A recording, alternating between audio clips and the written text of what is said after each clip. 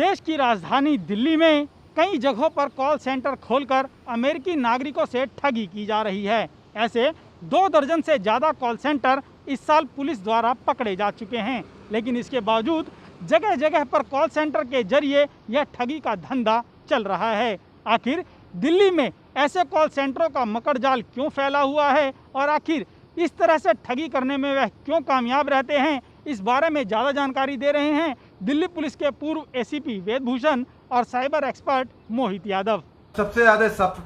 इसमें सफ़र करना पड़ रहा है वो जो हमारे विदेश में जो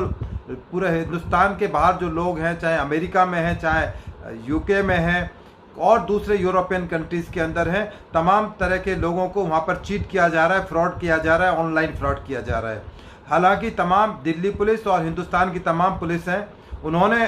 जितने भी फर्जी कॉल सेंटर्स हैं उनके ऊपर बड़ी भारी मात्रा में दबिश की है, उनको डिटेन किया है, उनको अरेस्ट किया है। परंतु कानून के एक सिस्टम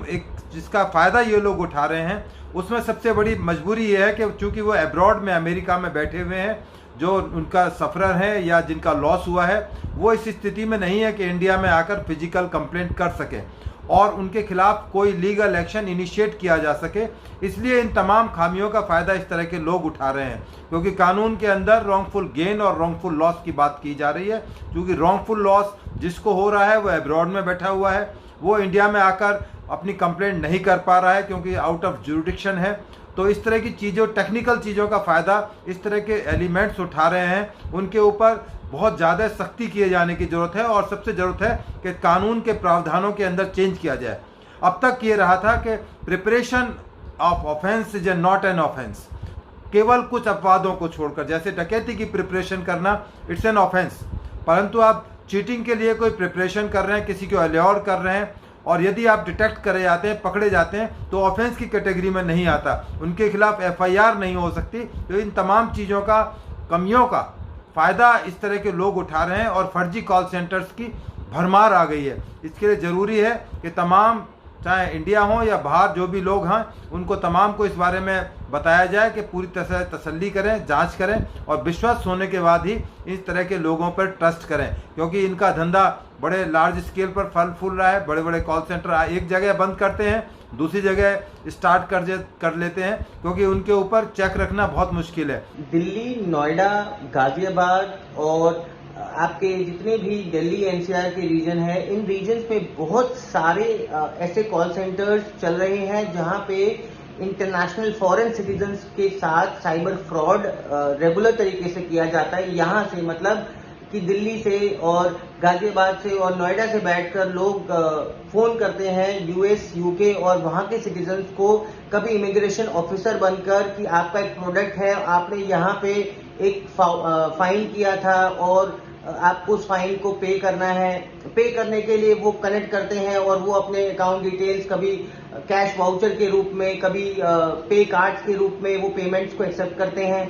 और कई बार माइक्रोसॉफ्ट की सपोर्ट टीम बनकर भी लोगों को ठगा जाता है। सपोर्ट टीम बनकर उनके सिस्टम को लॉक कर दिया जाता है, फिर वायरस के नाम पर अनलॉकिंग के लिए उनसे पैसे लिए जाते हैं। तो ये बहुत सारे अलग अलग तरह के साइबर फ्रॉड्स हैं जो इस तरह के कॉल सेंटर से बहुत तेजी से बढ़ रहे हैं। रीजन ये है कि कॉल सेंटर्स कोई भी ओपन कर सकता है, लेकिन उसके ऊपर जो वॉच होता है, जो कंप्लेनेंट होता है इस केसेस में, इन केसेस के अंदर जो कंप्लेनेंट है वो आउट ऑफ इंडिया के हैं और बहुत कम कंप्लेंट्स जनरेट हो पाते हैं, जिससे कि हमारी दिल्ली पुलिस हो गया, हरियाणा पुलिस हो गया, इनके पास, या यूपी पुलिस हो गया, इनके पास प्रूफ्स कम होते हैं। सबसे बड़ा चैलेंज दिल्ली पुलिस के लिए, किसी भी लॉ इन्फोर्समेंट एजेंसी के लिए ये आता है, जब तक कंप्लेनेंट नहीं होगा तब तक फ्रॉड का पता नहीं चल पाता। तो कभी भी इस तरह का कोई भी अगर आपके साथ कोई फ्रॉड होता है तो कंप्लेंट जरूर कीजिए, ताकि इस तरह का फ्रॉड आगे किसी भी पर्सन के साथ ना हो पाए। इन सब चीजों से बचने के लिए सिर्फ एक ही तरीका है, अगर आपके पास भी इस तरह का कोई कॉल आता है जहां पे कोई पर्सन किसी माइक्रोसॉफ्ट की तरफ से या पेटीएम की तरफ से बनकर आपको कॉल करता है और आपको पेमेंट देने के लिए बोलता है, तो आप इस तरह की किसी भी साइबर क्राइम में ना फंसे, सतर्क रहिए। आपको अवेयर रहना है। साइबर क्राइम से बचने के लिए अवेयरनेस ही सबसे इम्पोर्टेंट टूल है, एक इम्पोर्टेंट हथियार है। अगर आप उसको अपने आप को अवेयर रखेंगे तो इस तरह के साइबर क्राइम से आप बच सकते हैं। ये सुना आपने दिल्ली पुलिस के पूर्व एसीपी वेदभूषण और साइबर एक्सपर्ट मोहित यादव को, जिन्होंने बताया कि इस तरह की ठगी में आरोपियों की गिरफ्तारी तो की जाती है, लेकिन उन्हें जल्द ही जमानत मिल जाती है। दरअसल इस मामले में सबसे बड़ी दिक्कत पुलिस के सामने यह आती है कि उनके पास शिकायतकर्ता नहीं होते। जिन लोगों से ठगी की गई है वह विदेश में बैठे हुए हैं और उनके बारे में कोई महत्वपूर्ण जानकारी भी पुलिस के पास नहीं होती है। इसकी वजह से ही यह धंधा पूरी तरीके से फल फूल रहा है और लगातार ऐसे कॉल सेंटर अमेरिकन नागरिकों को निशाना बना रहे हैं। अमित झा, ईटीवी भारत, दिल्ली।